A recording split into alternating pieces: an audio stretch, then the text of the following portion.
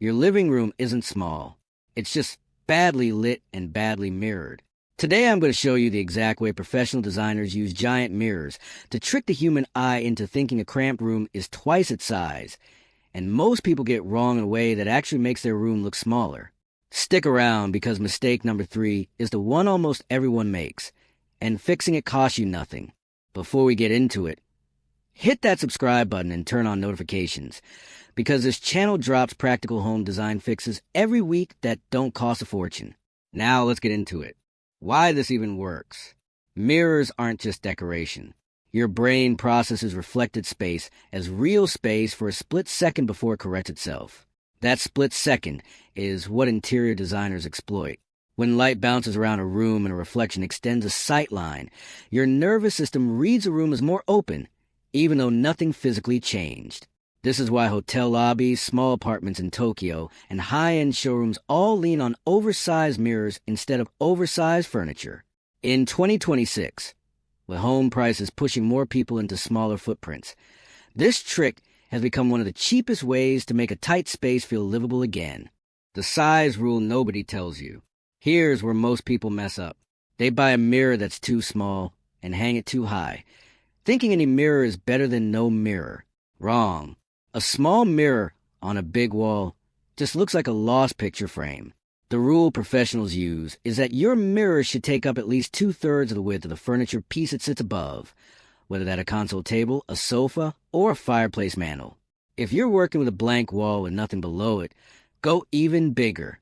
Oversized floor-to-ceiling leaner mirrors are trending hard right now because they turn an entire wall into a second window. Where to actually hang it? Placement matters more than the mirror itself. The single best spot is directly across from or beside a window. This doubles your natural light instantly and reflects the outdoor view back into the room, which tricks the brain into reading the space as an extension of the outdoors. If you don't have a window opposite a good wall, the next best move is placing a large mirror in a hallway or narrow room.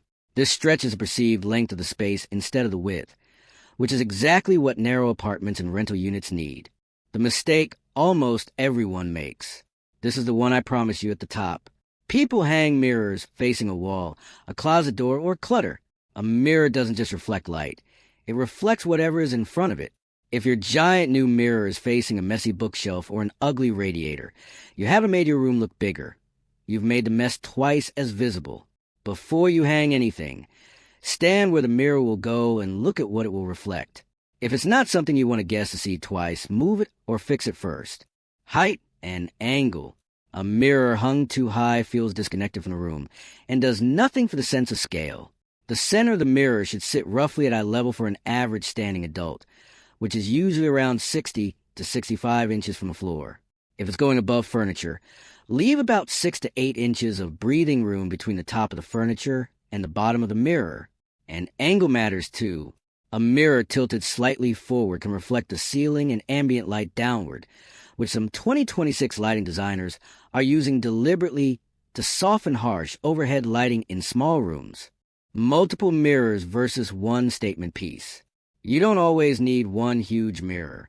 A cluster of mid-sized mirrors or a gallery wall style arrangement using mismatched frames can create the same expansive effect while adding personality. This approach has been showing up a lot in small space design trends this year because it lets renters and homeowners get the size benefit without needing to hang one massive, expensive piece. The key is consistency in frame tone, even if the shapes vary, so the wall reads as intentional instead of chaotic. Material and frame choices for 2026. Thin metal frames in brushed brass, matte black, and warm bronze are dominating this year over the bulky ornate frames that were popular a few years back. The thinner the frame, the more the mirror disappears and the more the reflected space takes over visually. Frameless leaner mirrors are also having a moment because they look like a literal extension of the wall rather than an object placed on it. If your room already feels busy, a minimal frame keeps the mirror from adding visual weight while still doing its job of opening up the space. Budget versus splurge. You do not need a designer mirror to get this effect. Big box stores and online marketplaces now carry full-length leaner mirrors that cost a fraction of custom frame pieces, and they create almost the same optical effect. Where it's worth spending more is on wall-mounted mirrors going above heavy furniture, since those need secure anchoring and better glass quality to avoid distortion. Distorted or slightly warped cheap glass will actually work against you, because subtle visual warping subconsciously reads as cheap and can undercut the whole effect you're going for. Safety and mounting. If you're hanging anything over 30 pounds, don't rely on a single nail or a hook rated for picture frames. Use wall anchors rated for the mirror's actual weight, and if you're mounting into drywall without hitting a stud, use a heavy-duty toggle bolt system. For freestanding leaner mirrors, especially in homes with kids or pets, use an anti-tip wall strap. It's a 5-minute step that prevents a serious accident, and it's non-negotiable if you have small children in the house. Recap and final push. So to bring it all together, go bigger than feels comfortable, because undersized mirrors don't do the job. Place it across from a window, whenever possible, to double your natural light. Check what it reflects before you commit to the spot, since a mirror facing clutter just doubles the clutter. Keep the frame thin and the tone consistent with your room, and always mount it securely.